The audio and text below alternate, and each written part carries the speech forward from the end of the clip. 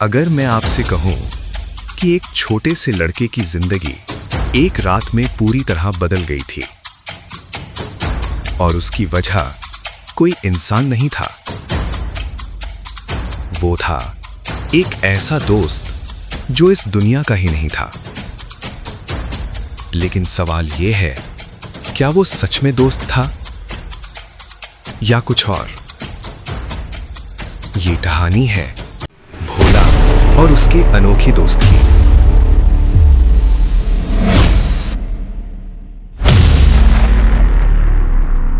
एक छोटे से गांव में भोला नाम का एक बच्चा पैदा हुआ, लेकिन उसकी जिंदगी की शुरुआत ही एक दर्द के साथ हुई। भोला के जन्म के कुछ ही समय बाद उसकी मां इस दुनिया को छोड़कर चली गई। अब इस दुनिया में भोला के पास सिर्फ एक ही इंसान बचा था, उसके पापा। भोला के पापा एक साधारण इंसान थे, लेकिन उनके दिल में अपने बेटे के लिए पूरी दुनिया का प्यार था। गांव में काम बहुत कम मिलता था, बारिश भी सालों से ठीक से नहीं हो रही थी, खेत सूख चुके थे, लोगों के पास काम नहीं था। इसलिए एक दिन भोला के पापा ने फैसला किया, अगर मुझे अपने बेटे का भविष्य अच्छा बनाना है तो मुझे यहाँ से कहीं और जाना होगा। कुछ ही दिनों बाद वो भोला को लेकर पास के एक छोटे से कस्बे में आ गए। वहां उन्हें एक पुराने से गैराज में काम मिल गया। उनका दिन सुबह बहुत जल्दी शुरू होता। सुबह उठना, भोला के लिए नाश्ता बनाना, उसे तैयार करना और फिर उसे स्कूल छोड़ना। उसके बाद पूरा दिन गैराज में गाड़ियों की मरम्मत करना। शाम को काम खत्म करके फिर स्कूल जाना और अपने बेटे को घर लेकर आना। घर आकर फिर वही काम, खाना बनाना, होमवर्क कराना और उसे कहानियां सुनाकर सुलाना। भोला के पापा सिर्फ उसके पिता नहीं थे, वो उसके लिए मां भी थे, दोस्त भी थे और पूरी दुनिया भी।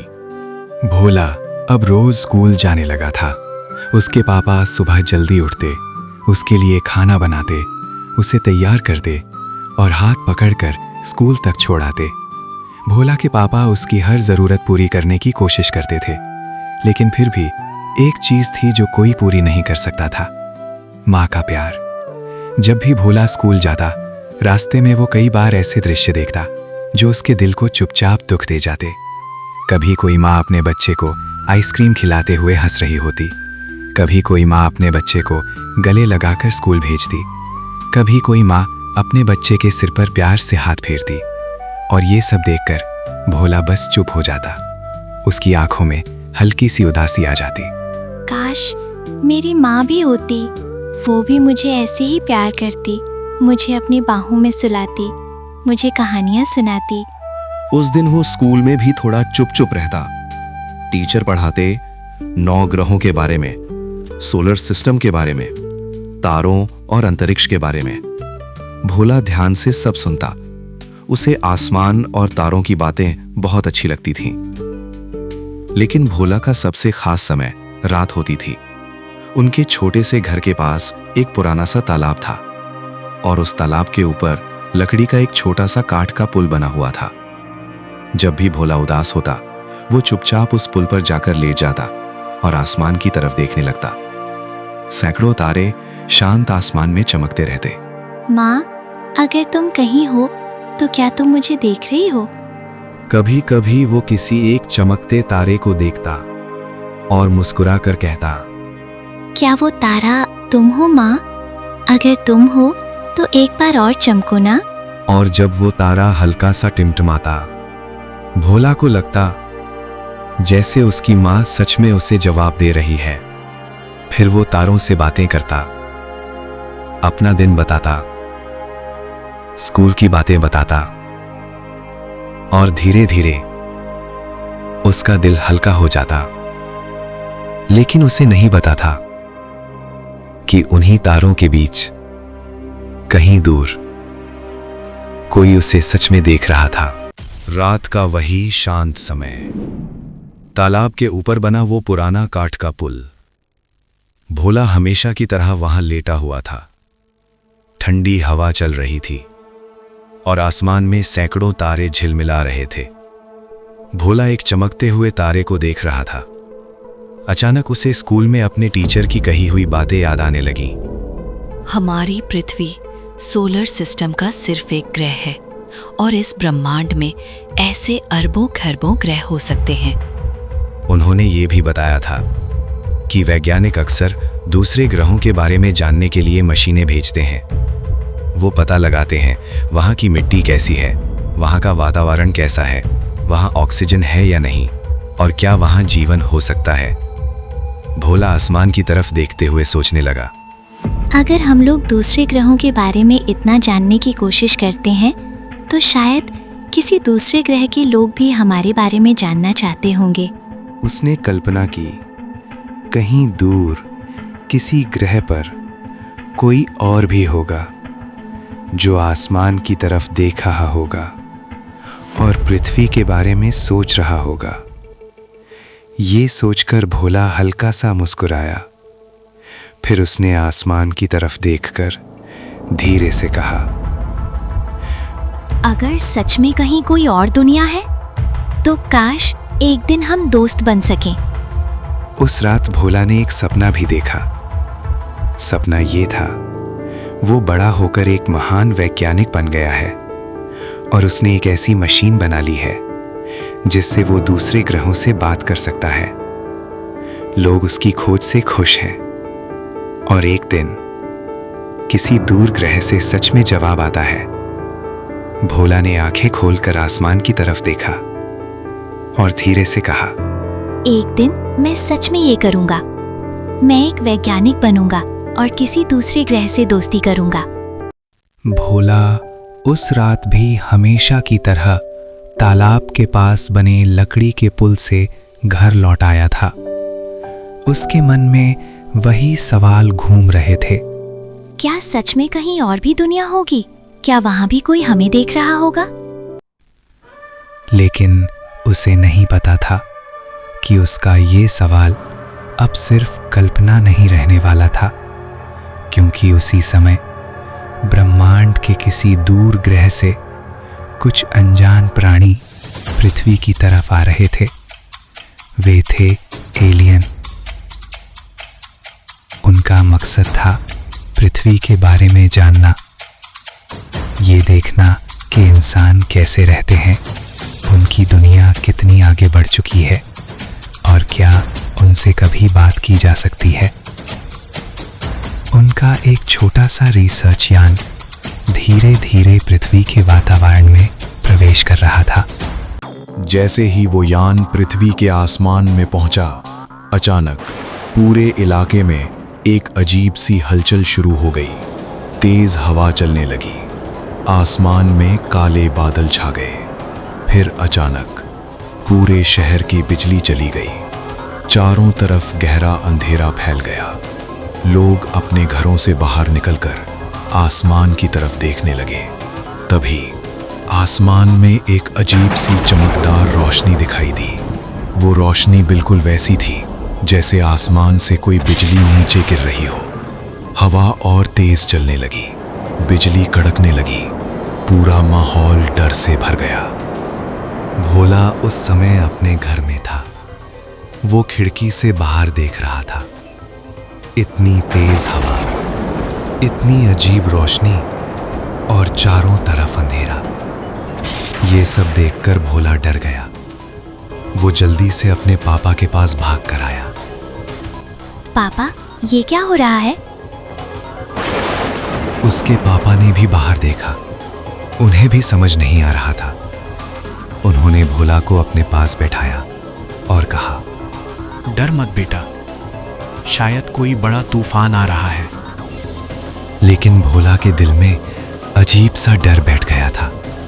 आसमान में बार बार वही चमकती हुई रोशनी दिखाई दे रही थी।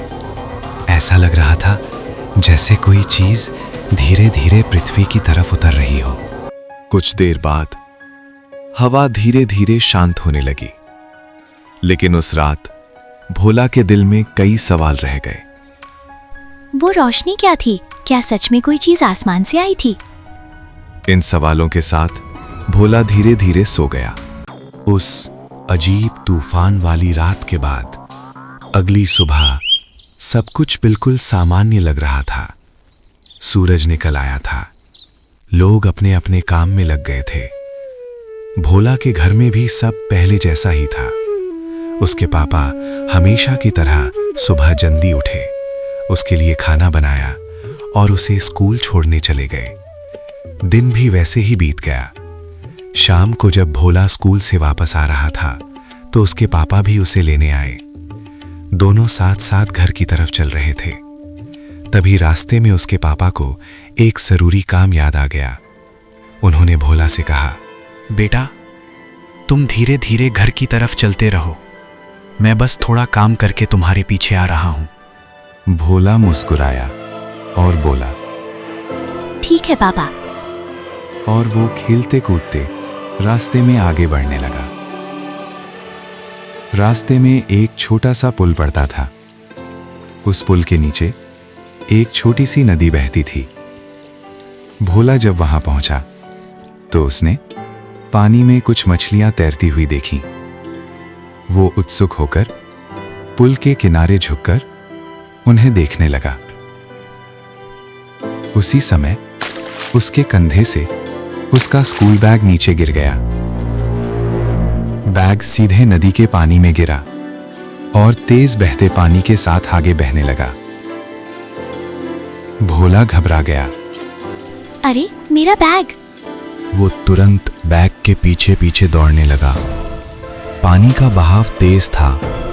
बैग बहते बहते नदी के किनारे लगे घने जंगल की तरफ जा पहुंचा और झाड़ियों में अटक गया। भोला जल्दी से वहां पहुंचा और अपना बैग उठा लिया। लेकिन जब उसने सिर उठाकर चारों तरफ देखा तो उसे एहसास हुआ वो जंगल के अंदर आ चुका था। चारों तरफ ऊंचे ऊंचे पेड़ थे। अजीब सी आवाजें आ रही थीं। कहीं पक्षी चिल्ला रहे थे, कहीं झाड़ियों में कुछ हिल रहा था। भोला घबरा गया। मैं यहाँ कैसे आ गया? उसे रास्ता समझ नहीं आ रहा था। वो धीरे धीरे आगे बढ़ने लगा। तभी अचानक झाड़ियों में जोर से हलचल हुई और अगले ही पल एक भयानक जंगली जानवर उसकी तरफ छलांग लगाकर दौड़ा। भोला डर के मारे चीख पड़ा। उसे लगा अब वो बच नहीं पाएगा। लेकिन जैसे ही वो जानवर भोला पर हमला करने के लिए कूदा, अचानक एक अजीब घटना हुई। भोला का शरीर धीरे धीरे जमीन से ऊपर उठने लगा, जैसे कोई अदृश्य शक्ति उसे हवा में उठा रही हो। वो डर और हैरानी से चारों तरफ देखने लगा और अगले ही पल वो जानवर उसके नीचे से निकल गया। भोला हवा में तैरता हुआ धीरे से एक तरफ उतर गया। वो समझ ही नहीं पा रहा था ये क्या हुआ? मैं बच कैसे गया? भोला ने डरते डरते चारों तरफ नजर दौड़ाई। तभी उसकी नजर जंगल के एक कोने पर पड़ी। वहां एक अजीब सी आकृति खड़ी थी।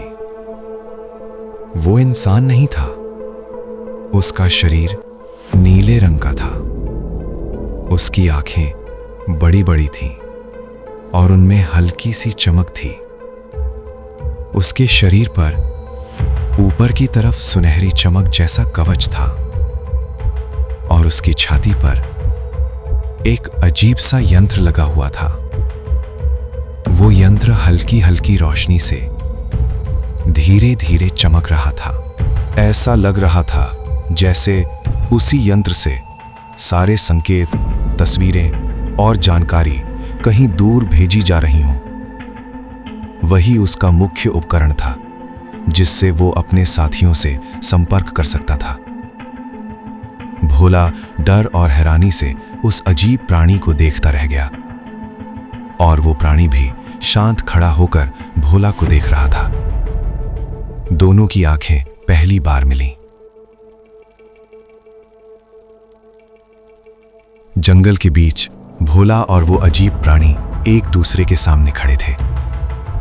भोला का दिल तेजी से धड़क रहा था। उसने अपने जीवन में कभी ऐसा जीव नहीं देखा था। उसके मन में कई सवाल थे। ये कौन है? क्या ये मुझे नुकसान पहुंचाएगा या फिर यही वो है जिसने मुझे बचाया? दूसरी तरफ वो एलियन भी भोला को ध्यान से देख रहा था। उसने भी पहली बार किसी इंसान को इतने पास से देखा था। दोनों कुछ पल तक बस एक दूसरे को देखते रहे। भोला थोड़ा साहस जुटाकर धीरे से बोला, तुम कौन हो? यहाँ क्या कर रहे हो? और तुम मुझसे क्या चाहते हो? लेकिन एलियन उसकी बात समझ नहीं पा रहा था। वो कुछ बोल भी नहीं पा रहा था। बस उसकी छाती पर लगा वो चमकता हुआ यंत्र बार बार रोशनी देने लगा। ऐसा लग रहा था जैसे वो भोला की आवाज और शब्दों को समझने की कोशिश कर रहा हो। वो यंत्र भोला की भाषा को धीरे धीरे समझ और पढ़ रहा था। कुछ क्षणों बाद एलियन ने धीरे धीरे टूटी फूटी आवाज में बोलने की कोशिश की, लेकिन शब्द साफ नहीं थे।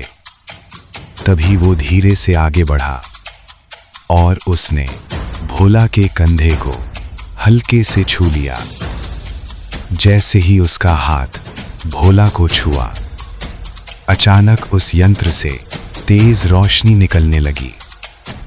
कुछ ही सेकंड में एलियन को भोला के बारे में बहुत सारी बातें समझ में आ गईं। उसने महसूस किया भोला का दिल साफ है, वो एक अच्छा बच्चा है, उसके पास कोई दोस्त नहीं है और वो अपनी माँ को बहुत याद करता है। अब एलियन उसकी भाषा थोड़ा समझ पा रहा था। वो धीरे धीरे बोला, मैं एलियन हूँ। मैं दूर ग्रह से आया। भोला की आंखें हैरानी से फैल गईं। हम पृथ्वी का अध्ययन करने आए। मिट्टी, पानी, पेड़ सब देखना। यहाँ जीवन कैसे है ये जानना। उसने थोड़ी देर रुककर कहा,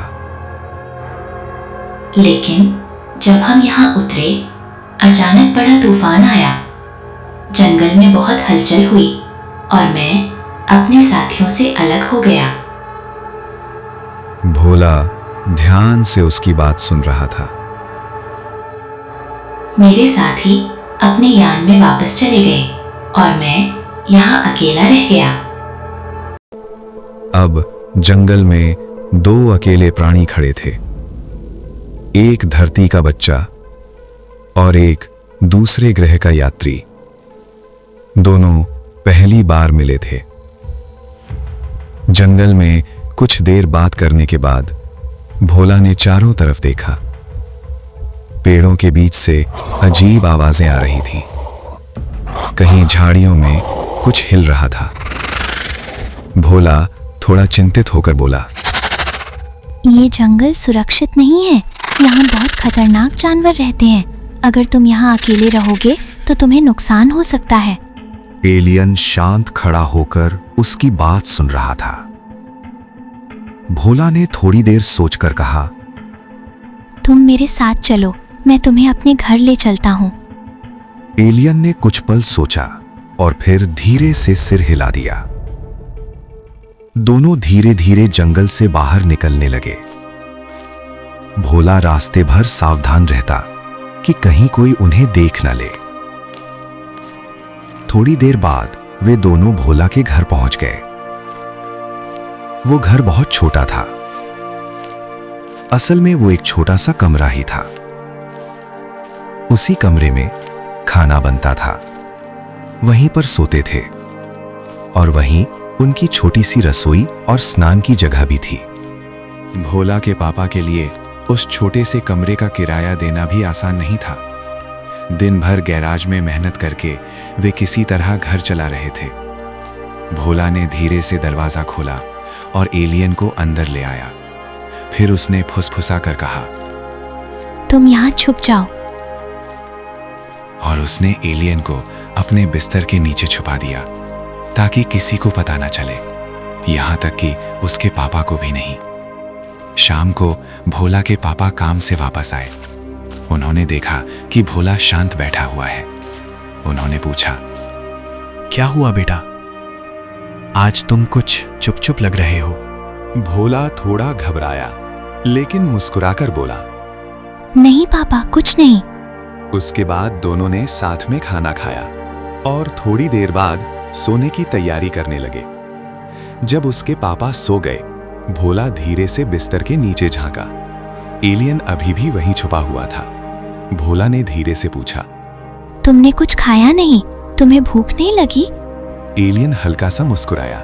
उसने धीरे से कहा, मुझे भोजन की जरूरत नहीं है। भोला हैरान होकर बोला। फिर तुम जीवित कैसे रहते हो? एलियन ने आसमान की तरफ इशारा किया और बोला, सूर्य मेरी शक्ति का स्रोत है। मैं सूर्य की ऊर्जा से ही जीवित रहता हूँ। जैसे पृथ्वी पर जीवन सूर्य पर निर्भर है, वैसे ही मेरा शरीर भी सूर्य की किरणों से ऊर्जा लेता है। भोला आश्चर्य से उसकी बात सुनता रहा।